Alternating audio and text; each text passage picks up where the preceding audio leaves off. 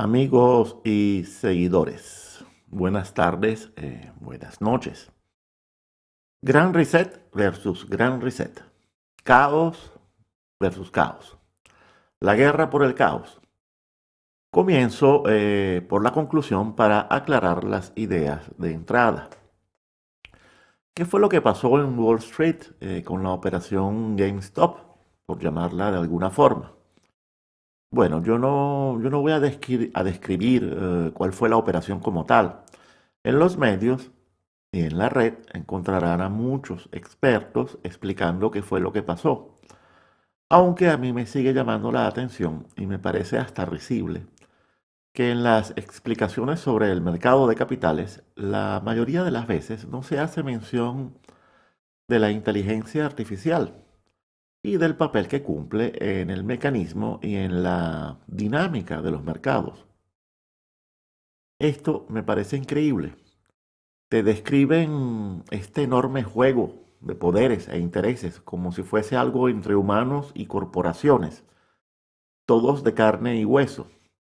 Lo mismo pasa con esos expertos en redes sociales que te describen las interacciones sin hacer mención de la inteligencia artificial y del papel que juega en estas redes como el verdadero gran influencer de la mayor parte de los comportamientos, de las tendencias, de las opiniones, de las preguntas, de las inquietudes.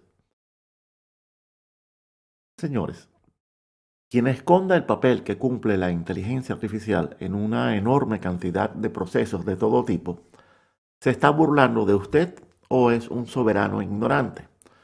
Eh, Desde luego, la clave de la Matrix es que ésta no debe ser percibida ni siquiera por los expertos.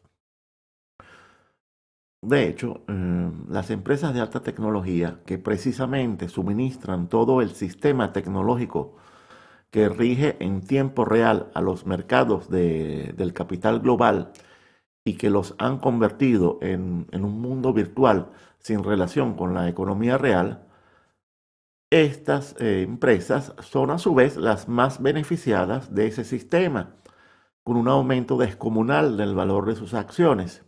Y ante esto, grandes expertos ni siquiera pestañean, ni sueñan con mostrar esta correlación directa entre aporte y beneficio. Correlación que en cualquier otra época de la humanidad, cuando los cerebros orgánicos aún funcionaban, por lo menos habría levantado alguna suspicacia, alguna sospecha.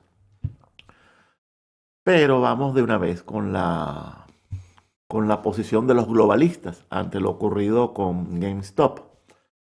El globalismo está empujando fuertemente la teoría de que fueron ellos mismos. Necesitan desesperadamente hacer creer que no fueron agarrados de sorpresa, que no perdieron nada en el fondo. Por allí me cayó uno diciendo que esta operación fue organizada por BlackRock. En fin, en otras palabras, no fueron los Wall Street Bets. Olvídense de los millennials. Eso no fue así. O sea, quieren voltear el relato, o mejor dicho, reforzar el relato de que ellos son invisibles e invencibles. Pero en la explicación que los globalistas nos quieren meter, hay un elemento muy interesante. Y es que están usando un método conspiracionista.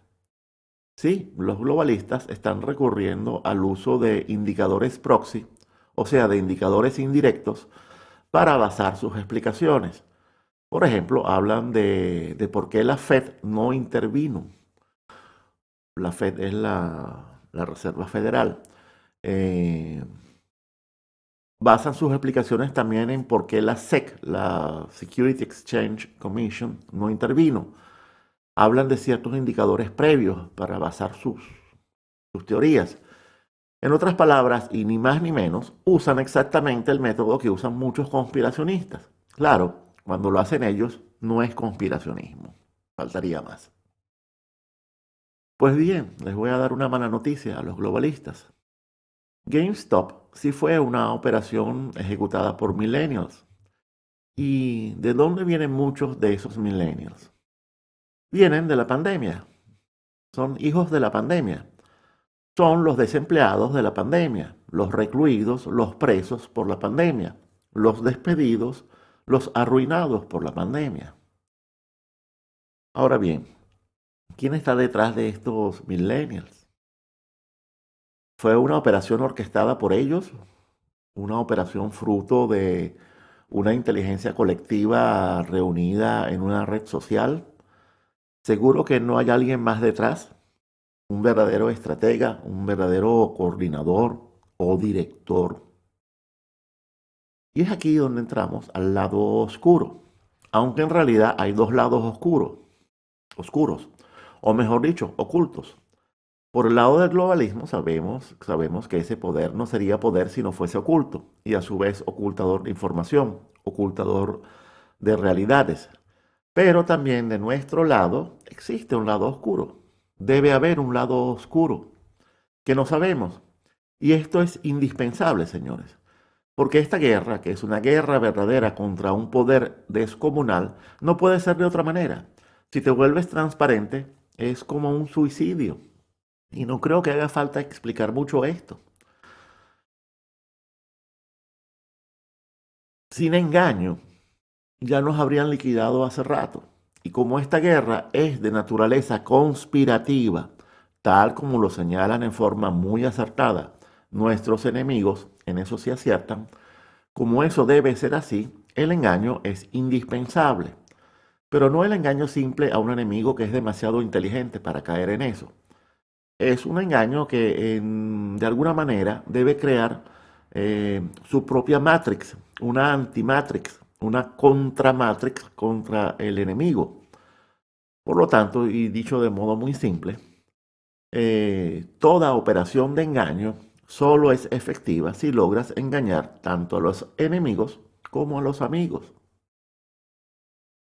Además, esta guerra se va a definir en los que sean capaces de cabalgar el caos. Venga de donde venga el caos. El globalismo necesita caos para justificar su gran reset. La amplificación de la pandemia es una muestra. Eh, la estrategia del calentamiento climático y los desastres inminentes que se anuncian es otra. Y por allí vienen otras que incluso podrían ser más siniestras. Por ejemplo, los venezolanos que vienen del futuro podrían estar esperando una hambruna o el proceso mixto secuencial de carestía, desabastecimiento, inflación y hambruna. Esto lamentablemente podría suceder. Pero de nuestro lado es lo mismo. Necesitamos el caos para nuestro gran reset. Porque derrotar al globalismo va a hacer eso, un gran reset. Señores, para derrotar a los amos del mundo no podemos andarnos con ingenuidades, con virtuosismos. Con el pasar del tiempo surgirán alianzas y muchas de ellas nos van a sorprender mucho, muchísimo. Siempre hago hincapié que estamos en 1939, el comienzo de la guerra. Por ejemplo, ¿cuáles eran las alineaciones al comienzo de esa guerra? Por ejemplo, en 1940. ¿Cómo estaban los aliados al comienzo? Les doy un pequeño repaso.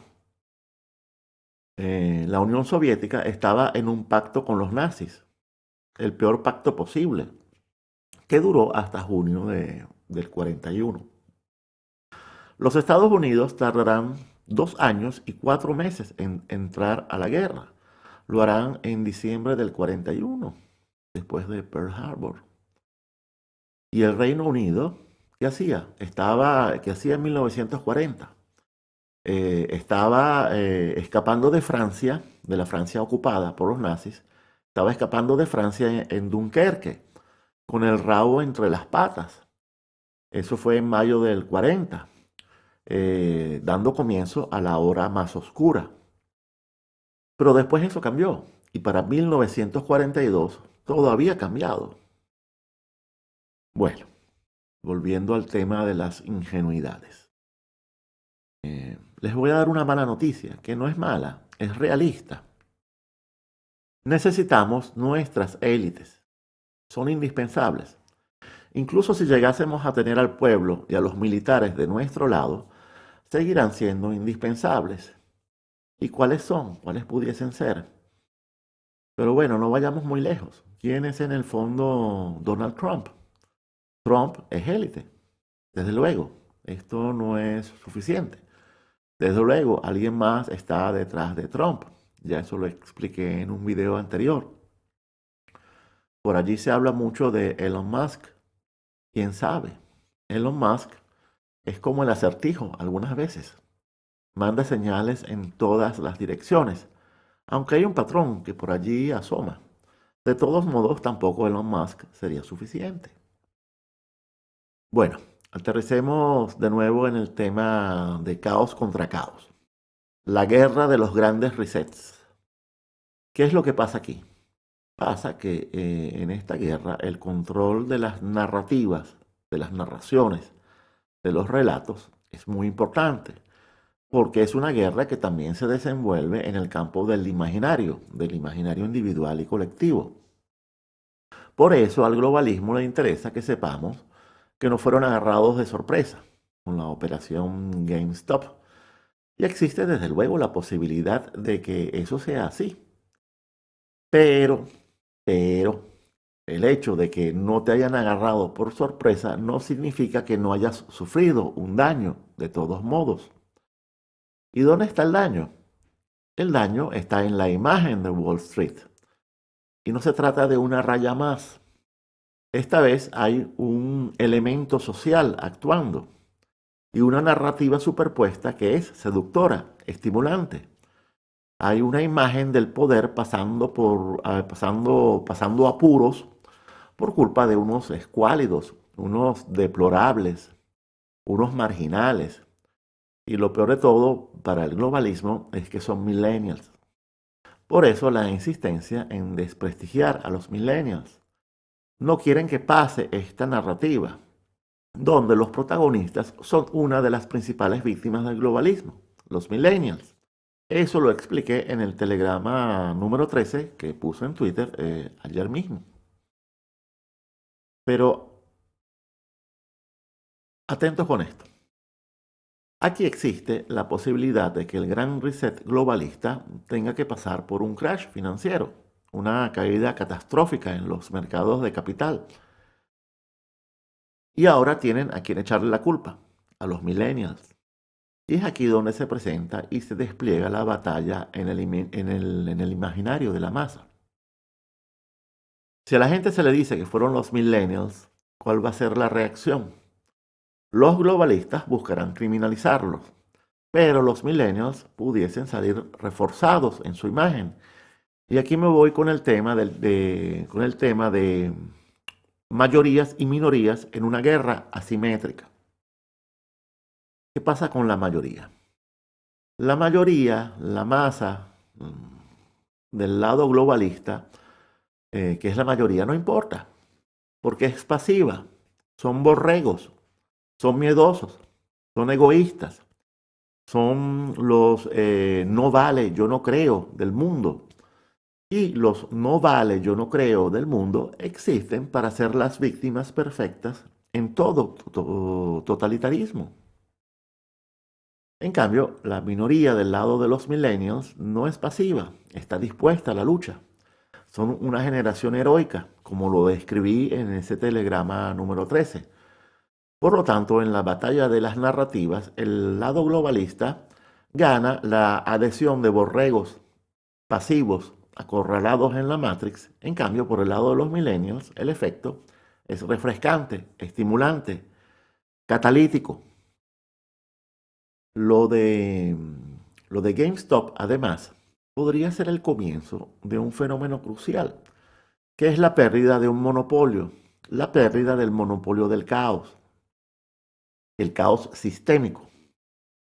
Este caos sistémico de ahora en adelante podría comenzar a convertirse en un recurso común, popular, que ya no sería una exclusividad de las élites, a no ser que surjan élites de lado y lado. Señores, esta aceleración que estamos viendo es porque el diablo anda suelto. Y anda suelto porque, más por viejo que por diablo, sabe que los tiempos para cada cosa vuelven. Las vueltas no las domina él. Lo intentó, lleva siglos en eso, pero no pudo ponerle fin a la historia. Y el diablo anda suelto porque sabe que será descubierto. Y anda suelto porque sabe que por allí viene Mr. Caos a ajustar cuentas. Señores, del lado globalista hay varias apuestas en juego. Hay una apuesta narrativa por hacer ver que ellos son invencibles, que se las saben todas y que incluso cuando les hacen daño, esa es una maniobra de ellos, incluso una falsa bandera organizada por ellos mismos. Y desde luego la gran apuesta es el caos para justificar el gran reset. La pandemia ha generado una crisis económica que supuestamente juega a su favor y un gran crash financiero se supone que debería ser también para provecho de ellos, como lo fue el del 2007-2008, que arrojó varios resultados favorables a ellos. Por ejemplo, destrucción de clase media, destrucción del American Way of Life tradicional, y generó además esa superinyección de liquidez global sin límite por parte de los bancos centrales, que para el globalismo ha sido muy provechosa. Esa borrachera alcista, esa subida sin parar de los mercados de capitales obedece a eso. Pero cuidado, el tiro se les podría salir por la culata. No por nada insisto en el fenómeno de la ibris, de la arrogancia sin límites. Las élites han entrado en la locura de creer que todo obra a su favor, que cualquier catástrofe obra a su favor. Disculpen, pero ha llegado la hora de repetir que Dios enloquece primero a quienes debe destruir. Y el mejor momento para que eso ocurra es justamente durante un cuarto giro. Y la historia enseña bastante al respecto. Cuando les hablo de voltear al sistema contra sus creadores, o sea, de empantanar al pantano justo cuando desea acelerar, les hablo de un juego de caos contra caos, en los hechos y en las mentes, con sus lados oscuros de lado y lado, que no conocemos ni debemos conocer. Es por eso que siempre les voy a recordar que en algún momento vamos a entrar a una fase delirante. Y en medio de esta batalla de caos contra caos está Mr. Caos, el cuarto giro, el caos natural, que es una fuerza de la naturaleza que sigue estando en nosotros, a pesar de todos los esfuerzos del progreso para sacarla de nosotros. Y es una fuerza que llegará sin mirar a nadie en la cara. Y la clave del triunfo estará en quien logre cabalgar ese caos. La clave está en quien pondrá el jinete. Y aquí habría que tocar el tema de la estrategia para derrotar al globalismo, que no trataré todavía, pero es importante. Hay términos que deben aclararse. Resiliencia, que realimenta al sistema, y resiliencia, que nos alimenta a nosotros. Son dos cosas distintas. Y está el tema de las protestas, el de las revoluciones de colores y la infiltración de las manifestaciones, y sobre cómo se voltea eso. Más adelante trataré sobre eso. Mientras tanto, Xi Jinping y Putin dieron su discurso en el Foro Económico Mundial. Y es muy importante comprender esos mensajes. Y a eso le voy a dedicar un próximo video, porque hay revelaciones. Revelaciones echadas en cara al mismo globalismo en uno de sus templos. Señores, estamos entrando en una época de revelaciones y están ocurriendo muchas cosas. Y gracias a Joe Biden van a ocurrir muchas más. Y si se les ocurre cambiarlo, pues ni hablar. Hay que estar muy agradecido con Biden. Respeten a los viejitos, caramba. Pero bueno, esto es todo por hoy. Estaré de vuelta pronto, muy pronto. Hasta luego.